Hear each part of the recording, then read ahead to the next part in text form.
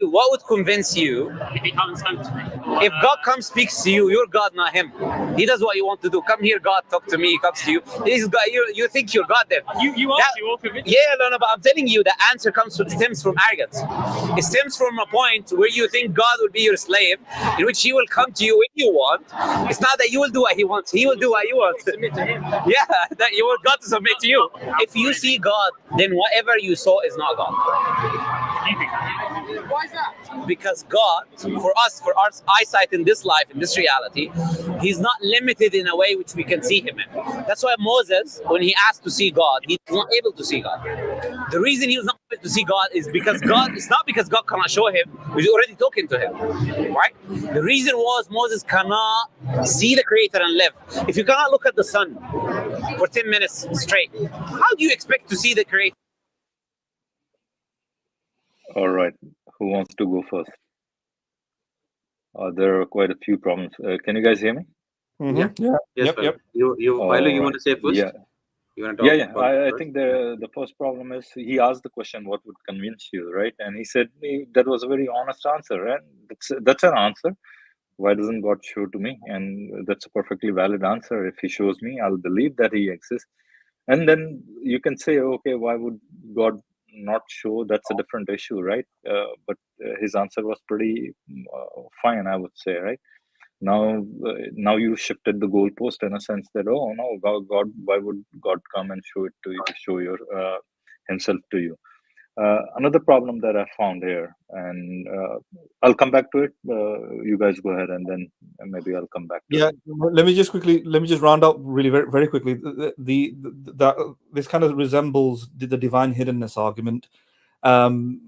The question, the answer that he gives, which is a question really, why would God show Himself? Well, if God is a perfectly loving, merciful, benevolent being in the terms of the Christian sense, or even in the Islamic sense, He's a perfectly compassionate being, then you would expect much more concrete evidence of His existence, and He will probably interact, right? So if you say that there is a perfectly loving Father, and the perfectly loving Father, a perfectly benevolent Father, really likes you, wants to take care of you, and He never shows up. He doesn't exist. He never makes a phone call. He doesn't leave a letter, not even send you a Christmas card, or Easter card, or a whatever card. That challenges the very notion of a perfectly loving Father. So by the same logic, then if you, and that's just for humans, if you say there's a perfectly loving God, it beggars belief why He wouldn't be more interactive, right? Instead of playing hide and seek and leaving weird messages and that can be interpreted in different ways, etc. Why wouldn't there be any concrete manifestation? So the answer to his first question is, why would God show you? Then because God then will be submitting to you. Well, no, because if you define God in a particular way, then there's an expectation. That's how it works, right? If God didn't have that definition, that's something else. If God was this kind of disingenuous, extremely lacking in compassion being, or aberrant, evil, malicious being, then maybe you could make that expectation that God won't show Himself or be involved in your life. But when you have those attributes of God, then you would expect something more. That's the divine hiddenness argument.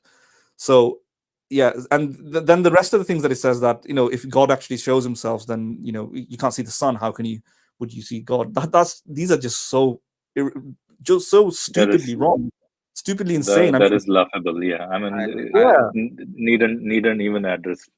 Yeah, I mean, God designed your eyesight. God designed what the sort of intensity of light that you can take, and God could have obviously designed the sun in such a way that the intensity of the light doesn't damage your retina. In the same sense, God could have designed a way to interact with you without damaging you, because He designs your human biology, your physiology, your anatomy, right? If your anatomy will be harmed by God's presence, then He will design you in a way that is immune to God's presence, right? Which you would eventually see anyway.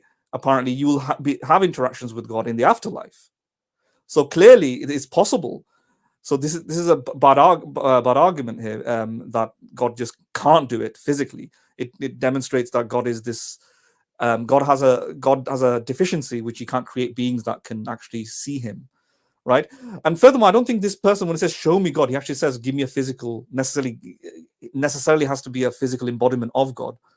It could, I'm sure, the other things can suffice, like answering prayers, other forms of miracles, interventions in one life, and so on. That might suffice, but to some people that might not be sufficient. I would argue it might not be sufficient because it doesn't demonstrate. I don't think you can actually empirically demonstrate the a God, because you'll have to demonstrate an infinite being, and for an infinite being to exist with infinite qualities, you'll have to demonstrate, let's say, infinite compassion, right? But would there ever be a point where you can show that the being has infinite compassion? So you'll have to spend an infinity of time with God, yeah, and exhaustively watch God create things exhaustively watch God exhaust an infinity, right? In each attribute, like infinite power, infinite compassion, infinite time, etc. And there won't be a one moment or one point in this infinite where you will go, "Oh, eureka! I've seen every single instance of God's compassion," because there's going to always be some more acts of compassion that God can do, because so it might be practically impossible to demonstrate the existence of a God, because it'll be hard to demonstrate the existence of an infinite quality. Yeah, so I do think what the questioner is asking, show me demonstrate the existence of God, would be near impossible, if not impossible. But having said that, I don't think some sort of provisional, tentative version of a God, like the one that you have in Christianity, where God comes in a human form, I don't think there's any contradiction with that. God can project his voice. God can send a physical embodiment of himself, which he occupies a body of, like Jesus Christ or something. I don't think there's anything wrong with that. I know Muslims say that, then that creates the problem of contradictions, where God is a human and God is a God at the same time, simultaneously. And how can you have just like you can't have a square triangle, you can't have a God be a human and non-human at the same time. I don't think those are real issues. I don't want to go into a tangent to explain why, but just to sum it up in essence, I don't think it's an issue, because there's nothing wrong with, I think, God acting like a human being temporarily by reserving his powers, right? In that sense, he takes on a human form, which gives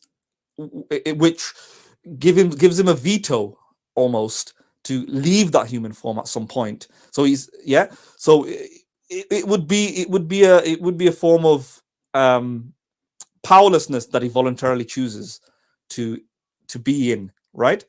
There's no strict contradiction. If somebody thinks, then there is a contradiction in the sense that that's still not a real human, because a real human won't have the powers to veto. Then I might even concede that, then say, okay, but that's still a metaphysically possible state. There's no contradiction if described in that way, where God might not be able to be a real human, which is a human like us, who can never who doesn't have the power to veto himself out of, like, I can't press a button and become God, right? I am mortal, whereas God is immortal. But God can come and be this kind of almost human being, almost human, with the power of veto, and communicate and interact with with the human species, and then press a button and go back to being God again. I don't think there's any contradiction in that kind of version of it. And yeah, that could have been the case. And there you go. There'll be one way to demonstrate the existence of a provisional God. Provisional in the sense that if he acts like a miraculous being, then we have some good reason to at least follow him. It'll be stronger evidence than what we have right now, which is nothing. Yeah, but if there's a person walking around curing the sick, performing many miraculous and magical feats, that might be good enough reason to invest in this being. Does it prove the existence of God? No, it doesn't, because a God is defined as an infinitely he has infinite qualities, and just by performing certain feats, it won't show that. But it'll be good enough reason, at least maybe, to invest time in that being. Yeah, But yeah, apparently within Islam, this guy, at least this guy's version of Islam, you can't have any of that. I'm done. Right. Right. Yeah. All right, Kelly, Yeah. please. So the first point that he raised, I think you've addressed it in quite a lot of detail, where he says that how are we, do we even have the what status of being able to call upon God to show him in front of us? Well, the point is this. I think you've already covered it, but I'll just briefly, maybe just a slightly different angle. Well, he asked us to interact with him, to make sure that we are we find him.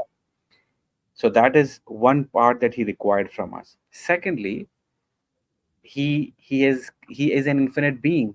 So he is not like a royalty, a human royalty or a human celebrity who has a limited form and who can actually interact with a limited number of people at the same time. They have limited time.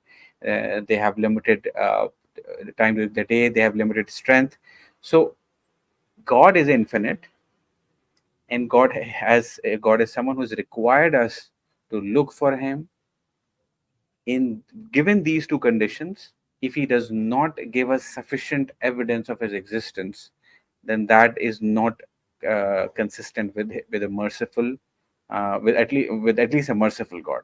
An evil God, yes. In fact, with an evil God, it is completely consistent, but not with a merciful God. So this is just a very short way that I wanted to put it, because I think Mahathir has already covered it in a lot of detail.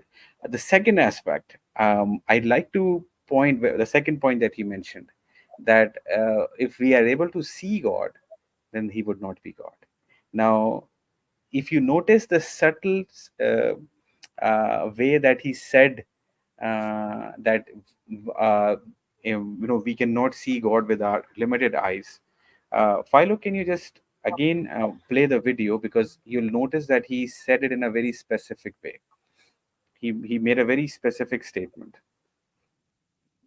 and I'll tell you why he made that statement and why that actually, and then I'll go to why that actually throws away his argument that he's trying to make. But he was trying to be very smart. So just at the very end, almost. You're God, not him. He does what you want to do. Come here, God. Can you go to halfway through? This guy, you think you're God there. You are convinced. Yeah, no, I'm telling you, the answer comes from there's from a scroll bar down there, even in shorts now. Can you scroll? Can you? Yeah, you can. I think if you just go to the red bar down there, can you see the red bar? But I can't move it. You cannot? Okay. So then, okay, let's shorts play it. Can't be, shorts can't be forwarded. Okay, play it. Right. Arrogance. It stems from a point where you think God will be your slave, in which he will come to you when you want.